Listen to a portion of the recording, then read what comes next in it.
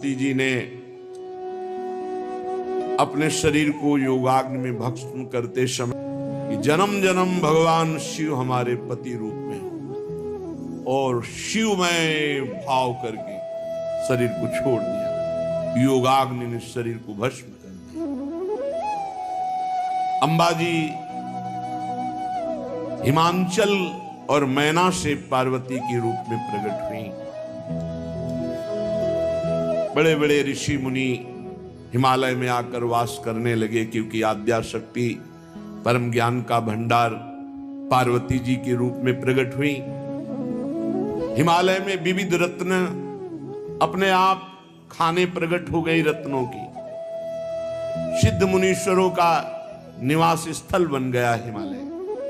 रिद्धियां सिद्धियां लौट रही हैं, क्योंकि भगवती पार्वती जी प्रकट हुई। बड़ा आनंद उत्सव रोज का रोज मन रहा है। एक दिन भगवान के परम प्रिय मनः स्वरूप देवर्षि नारद जी पधारे। हिमांचल ने चरणामृत उतारा, चरणामृत प्यारती पूजा करके भोग पवाया और फिर कहा, आपकी कृपा से परम कुशल मंगल है। हमारे यहां एक कन्या रत्न की प्राप्ति हुई। मैना जी को आदेश किया, पार्वती जी को लाई। बहुत त्रिपुर सुंदरी भगवती हैं। देवर्षि नारद जी दृष्टि से देखते ही समझ गए, ओहो, ये तो आद्या शक्ति है। बड़े सद्गुण वर्णन किए। कहा, अब सावधान होकर के सुनो, समस्त सद्गुणों की खान तुम्हारी कन्या है, पर इसमें कुछ दोष जो मुझे दिखाई दे रहे हैं। इसको जो पति मिलेगा वो थोड़ा योगी। अब योगी क्या, योगिंद्रो मुनिंद्रो के गुरु हैं भगवान शिव। जटाधारी, ऐसी वैसी जटा थोड़ी है कि जन साधारण जटाएं हों। नहीं, जब गंगा जी ने भागीरथ जी से कहा कि मैं ब्रह्मलोक से जब मृत्युलोक उतरूंगी तो मेरा वेग सहने की सामर्थ्य भूमि में नहीं है, मैं सीधे रसातल को चली जाऊंगी, तो तुम्हारा उद्देश्य अपने पुरखों को तारने का फिर भी पूरा नहीं होगा। और दूसरी बात, जब मैं भूतल पे जाऊंगी, पापी लोग स्पर्श करेंगे, मैं मलिन हो जाऊंगी, तो मुझे निर्मल कौन करेगा? इन दो प्रश्नों का समाधान लाओ, मैं ब्रह्म कमंडल से तुम्हारे साथ चल दूंगी। पहला समाधान देवादिदेव महादेव जी के समीप जाकर हुआ। आराधना की, भगवान शिव प्रसन्न हुए, प्रकट हुए। क्या प्रभु, ब्रह्मलोक से गंगा जी आएंगे, उनको भूतल में रोकने की केवल आप में ही सामर्थ्य है, आप रोक लीजिए। हमारे पुरखों का उद्धार हो जाएगा और जगत का मंगल होगा। दूसरी बात, विचार के द्वारा दूसरे प्रश्न का हल हुआ। और गंगा जी से कहा, शिव रोकेंगे, तो गंगा जी ने सोचा कि कैसे हमारे वेग को शिव रोकेंगे। दूसरे प्रश्न का समाधान भगीरथ जी ने कहा, हमारे देश के पावन जो भजनानंदी प्रेमी महात्मा है, भगवत प्राप्त हो, जब स्पर्श करेंगे तो आप निष्पाप हो जाएंगी। समाधान दोनों प्रश्नों का हुआ। गंगा जी बड़े वेग से चले। भगवान शिव नेत्रों से भी गंगा जी को रोक सकते थे, संकल्प से रोक सकते थे, लेकिन भगवान श्री हरि का चरणोदक है तो जटा खोल दिया। गंगा जी को लगा जटाओं में कैसे रोक पाएंगे, लेकिन भगवान शिव ऐसी जटा थोड़ी है। जटा कटा संभ्रमम भ्रमम विलंब निर्झरी विलोलवी चीवल्लरी विराजमान मूर्धनि। भूल गई गंगा जी निकलना जटा रूपी कटा में, और बांध लिया। भगीरथ ने कहा, प्रभु हमारा उद्देश्य तो फिर एक जटा खोली, जिससे तीन धाराएं, अलकनंदा आकाश गंगा, देव गंगा, मंदाकिनी पाताल गंगा और भागीरथी गंगा मृत्यु लोक में। वो शिव हैं जिनकी जटा रूपी कटा हमें गंगा जी को रास्ता ही नहीं मिला। भूल गई गंगा जी को जटा रूपी कड़ाह से निकालने का रास्ता ही नहीं। जब भगवान शिव ने दिया तब ऐसी जटा जूटधारी। और कह रहे अकाम काम है ही नहीं उनके हृदय में, तो अकाम मन।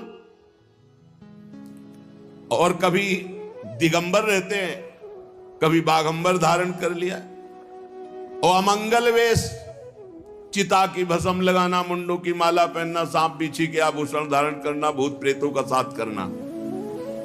अस स्वामी यही का मिली परिहस्त श्री। माता जी तो प्रसन्न हो गई सुनकर के कि भगवान हमारे प्राण प्रीतम शिव का इस हमारी रेखा में लिखा हुआ है पति रूप में वर्ण करना। लेकिन मैना हिमवान सखियां सब शोक अश्रु विमोचन करने लगी। आनंद अश्रु मैया के, पार्वती जी के आंखों से, और शोक अश्रु मैना हिमांचल और सैत्री। इतनी त्रिपुर सुंदरी, और इनके लिए ऐसा वर। हिमवान जी ने कहा कोई उपाय है जिसके द्वारा हम अपनी पुत्री के इस भाग्य को पलट सकें, क्योंकि हमारे पास कोई कमी तो है नहीं। ऐसा कोई अनुष्ठान, कोई उपाय, ऐसा कोई देवता ही नहीं पैदा हुआ, ऐसा कोई दैत्य नहीं, ऐसा कोई मनुष्य नहीं, ऐसा कोई नाग नहीं, ऐसा कोई मुनि नहीं कि जो भाग्य में लिखा हुआ है उसको पलट सके। बैठा लो दिमाग में, सत्संग सुनते हो, इस बात को बैठा लो दिमाग में। कहीं भटकने की जरूरत नहीं कि कोई तुम्हारे छूछा कर देगा, तुम्हारा भाग्य पलट जाएगा। तुम्हारे भाग्य में जो दुख सुख जा भाग के जाओ, वो भोगना पड़ेगा, तुम्हें भोगना पड़ेगा, अवश्य में भोक्तव्यम। हिमवान ने कहा कि प्रभु फिर कोई उपाय नहीं कि रेखा पलटी जा सके। देवर्षि नारद जी ने कहा एक उपाय सूझ रहा है, यदि भगवान सहायता कर दे तो कार्य सिद्ध हो सकता है। जैसी रेखा में दूल्हा के लक्षण लिखे हैं वो सब भगवान शिव पर हैं। वो अगर भगवान शिव से विवाह हो जाए तो सब गुण ही गुण, मंगल ही मंगल हो जाए। देखो भगवान शेष सैया पर सोते हैं पर कोई दोष थोड़ी लगाता है। भगवान सूर्य देव, अग्नि देव अच्छे बुरे सबका भक्षण कर जाते हैं और कोई उनको बुरा थोड़ी कहता है। गंगा जी में शुभ अशुभ सब बहता है पर कोई गंगा जी को अपवित्र थोड़ी कर सकता है। गंगा जी, सूर्य, अग्नि, ये सब भगवत स्वरूप है। यदि कोई इन महापुरुषों की होड़ करे तो कल्प भर के लिए नरक पड़ेगा जाके। कहीं जीव ईश्वर की कोटि के महापुरुषों की समानता कर सकता है? ऐसे ही जीव इसकी समानता नहीं कर सकता। ईश में तन्मय हो जाता है, ईश में मिल जाता है, वो बात अलग है। भगवान शंकर समर्थ हैं क्योंकि वो भगवान है। इसलिए जितने हमने बात वर्णन किए सब महादेव जी में मिलते हो। महादेव जी को प्राप्त करना बड़ा कठिन है, पर वो आशुतोष हैं, यदि चाहें तो बहुत जल्दी प्रसन्न हो सकते हैं। आराधना कठिन है। दुराराध्य पे आए महेशु, पर आशुतोष पुण्य किए कलेशु। यदि वो कृपा करें और देख लें कि हमारे लिए तड़प रहा तो बड़ी जल्दी प्रसन्न हो जाते हैं। यदि तुम्हारी कन्या तप करे और भगवान शिव कृपा करें तो भाल की रेखा को मिटाने की सामर्थ्य भगवान शंकर में। भावी मेट सके त्रिपुरारी। अब हम एक शब्द में कह सकते हैं कि परम मंगल तुम्हारी पुत्री का भगवान शिव को पति रूप में वर्ण करने से। भगवान शिव बहुत जल्दी वरदान देने वालों में, शरणागत के भय का भंजन करने वाले, कृपा सिंधु सेवक, अपने भक्त के मन को आनंद प्रदान करने वाले हैं। शिव जी की आराधना किए बिना करोड़ों योग और करोड़ों प्रकार की साधना कभी मनवांछित फल नहीं दे सकती। इच्छित फल बिनु शिव अवराधे, लही न कोटि जोग जप साधे। भगवान श्री हरि का स्मरण करते हुए नारायण नारायण नारायण और पार्वती जी को आशीष दिया और कहा, पर्वतराज हिमवान, आप तुम निश्चिंत हो जाओ, इसका परम मंगल होगा। वीणा में नारायण नाम की ध्वनि करते हुए विचरणशील महात्मा है नारद जी, ब्रह्मलोक की तरफ चले गए। अब आगे जो चरित्र हुआ सुनो। उनके जाते ही मैना ने हिमवान जी से कहा, मैं मुनि के वचनों का अर्थ नहीं समझ पाई। क्या कह रहे थे देवर्षि नारद जी? हम आपसे एक बात कह रहे हैं, यदि हमारी पार्वती के अनुकूल कुल और वर होगा तो विवाह करूंगी, नहीं तो चाहे जीवन भर कुंवारी कन्या रहे, हम ऐसे वैसे से ब्याह करने वाली नहीं। पार्वती मुझको प्राणों से भी अधिक प्रिय हैं, ये हम आपको बात बता रहे हैं। यदि आपने विचार पूर्वक पार्वती की योग्य वर वरण नहीं किया तो लोग कहेंगे कि पर्वत तो जड़ होता ही है ना। तो इसलिए हम आपसे कह रहे हैं, विवाह सुयोग्य वर के साथ, जिससे पीछे हृदय में जलना ना पड़े। और चरण पकड़ लिया हिमवान के, मस्तक रख दिया मैना जी ने। तब हिमवान ने उठाया और कहा, आप कैसी बात कर रहे हो? आप क्या समझती हो हम किसी को भी पार्वती जी दे देंगे? पर इतना जरूर समझ लो, देव ऋषि नारद के वचन कभी अन्यथा नहीं हो सकते। आप क्यों व्यर्थ का चिंतन करो, श्री भगवान का भजन करो। जिन्होंने पार्वती की रचना रची है वही वर की भी रचना रचे होंगे, उनका कल्याण करेंगे। आप तो केवल भगवत स्मरण करो। हिमवान ने कहा, यदि तुम्हें अपनी कन्या पर प्रेम है, बहुत प्रेम है, तो वही शिक्षा दो जो देवर्षि नारद जी ने कहा। ये तपस्या करे और इसको वर रूप में भगवान शिव मिले, दूसरा कोई उपाय नहीं है। नारद जी के वचन रहस्य युक्त हैं, सकारण हैं, कोई व्यर्थ नहीं। और शिव जी तो समस्त गुणों से विभूषित, गुणों के भंडार, जगत बंदनी है। संदेह छोड़ो, भगवान शिव निष्कलंक है और उनको पति रूप में प्राप्त करने के लिए पार्वती जी को प्रेरणा करो कि वो तपस्या करें।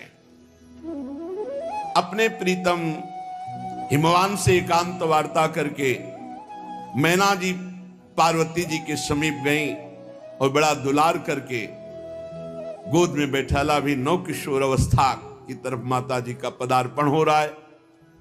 बार बार हृदय से लगा रही, माथा चूम रही, गला भराया। पार्वती जी सर्वज्ञ हैं। माता जी के मन की बात जान करके बोली कि मैं जान रही हूं आप जो बोलना चाहती हैं, आप प्रेम विवशतावश बोल नहीं पा रही। मैया, मैंने एक स्वप्न देखा है। एक बड़े तेजो में गौरवर्ण के ब्राह्मण आकर मुझे उपदेश कर रहे हैं। उन्होंने स्वप्न में आदेश किया है कि हे पर्वत राजकुमारी, तुम जाकर तपस्या करो। भगवान नारद जी ने जो कहा है वो सत्य होगा, भगवान शिव तुम्हें पति रूप में प्राप्त होंगे, जाओ। माता जी ने कहा, ये तो मेरे मुख की बात छीन ली, यही मैं कहने आ रही थी। यही तुम्हारे पिताजी ने हमें प्रेरित किया कि मैं ऐसा। बड़े सुखी हुए हिमवान, ब्रह्मा जी ने संसार को रचा। तापो तापो, पीछे सुना सत्संग में 2 अक्षर प्रकट हुए थे, तापो। माता जी ने बहुत प्रकार से समझाया और प्रणाम किया माता पिता को पार्वती जी ने, और अपने प्राण प्यारे भगवान शिव के लिए तपस्या करने के लिए चली। कुटुंबी, पिता माता सब व्याकुल हो गए, सबके अश्रु चल रहे हैं। उसी समय वेद शिरा नाम के मुनि ने आकर समझाया कि कोई तुम्हारी साधारण कन्या नहीं है, आद्या शक्ति है, तुम चिंता मत करो, इन्हें जाने दो तपस्या में। एकांत हिमालय के क्षेत्र में बस एकांत में आसन जमाया, भगवान शिव का ध्यान करते हुए गर्मी सर्दी बरसात खुले भगवान शिव का ध्यान, सब द्वंद्वों को सहना, शरीर की शुद्ध भूल गई शिवाकार वृत्ति, कितना समय व्यतीत हो गया? 1000 वर्ष। 1000 वर्ष। 1000 वर्ष तक एक बार केवल थोड़ा फल पा लिया। फिर 100 वर्ष तक साग की पत्ती मुख में रख ली, फिर उसको भी छोड़ करके केवल जल, बारी बताशा, बारी जल बताशा वायु। पत्ते भी खाना जो साग के थे उनको छोड़ दिया। बहुत समय तक केवल जल, एक बार उसको भी छोड़ दिया, जल को भी छोड़ दिया, केवल श्वास चल रही है। भारी तपस्या। फिर बेल पत्र जो जमीन पर गिर के सूख जाते, 3000 वर्ष तक ऐसे बेल पत्र को मुख में, सूखे हुए बेल, फिर उसको भी छोड़ दिया। पुनि परिहरे सुखाले उपरना। अब तो प्राण भी सूख गए। माता जी का नाम पार्वती जी का अपर्णा हुआ। आकाशवाणी हुई, हे अपर्णा, हे पार्वती जी, तुम्हारा मनोरथ सफल हुआ, तो अब इस कठिन क्लेश तपस्या को त्याग दो। भगवान शिव तुम्हें प्रीतम रूप में मिलेंगे। ऐसा आज तक किसी ने तप नहीं किया। बड़े बड़े ब्रह्म ऋषि, बड़े बड़े मुनि महात्मा, किसी ने ऐसा। अब इस आकाशवाणी को तुम सत्य मानो, निरंतर परम पवित्र हृदय में बात धारण कर लो। भगवान शिव तुम्हें पति रूप में मिलेंगे। तुम्हारे पिता तुम्हें बुलाने के लिए आएंगे। ब्रह्मा जी की प्रेरणा से तुम्हें हट छोड़ करके पिता की आज्ञा का पालन करना चाहिए। जान लेना, जब पिता बुलाने आए, सप्त ऋषि मिले, मेरी वाणी सत्य है, ऐसी आकाशवाणी हुई। सफल मनोरथ हो गया। कितना सौभाग्य, प्रीतम रूप में भगवान शिव मिलेंगे। अब इधर भगवान शंकर की दशा विचित्र है। सती स्वरूप से शरीर त्याग करके पार्वती रूप में भगवान शिव के लिए तपपरायण अंबा जी, पार्वती जी, लेकिन समाधि हर समय स्वरूप में स्थित, मोह रहित, मद रहित, काम रहित। भगवान आत्मस्वरूप प्रभु के निरंतर चिंतन में मगन, कभी समाधिस्थ, कभी उन्मत्त विचरण कर रहे, असंग। कभी कभी कोई मुनि जन आ जाते, प्रश्न करते तो उपदेश कर रहे हैं। यद्यपि भगवान अकाम है, फिर भी सती जी के वियोग से दुखी है।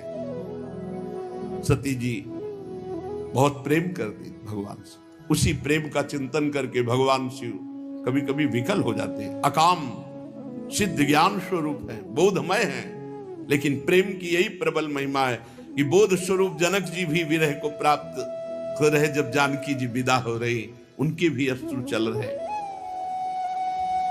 भगवान शिव निरंतर समाधिस्थ या मुनियों के साथ आत्मबोध की चर्चा। भगवान श्री हरि प्रकट हुए और कहा, प्रभु मैं एक प्रार्थना करना चाहता हूं आपसे। भगवान शंकर ने कहा, आदेश कीजिए। पार्वती जी का जन्म और तपस्या में संलग्नता और आकाशवाणी, ये सब पूरी बात महादेव जी से बताया। सती जी का जन्म हो चुका है पार्वती के रूप में, और उन्होंने आपके लिए भारी तपस्या ठान रखी है। आकाशवाणी हुई है कि आप ही उनको पति रूप में प्राप्त होंगे। पूरा पार्वती चरित्र सुनाया और कहा, प्रभु अब समाधि में मत बैठो, प्रभु हमारा ये जो वचन है विनय पूर्वक इसे स्वीकार करें। आप जाएं, दूल्हा बने और पार्वती जी से विवाह करें, हमारी इच्छा है ऐसी। यहां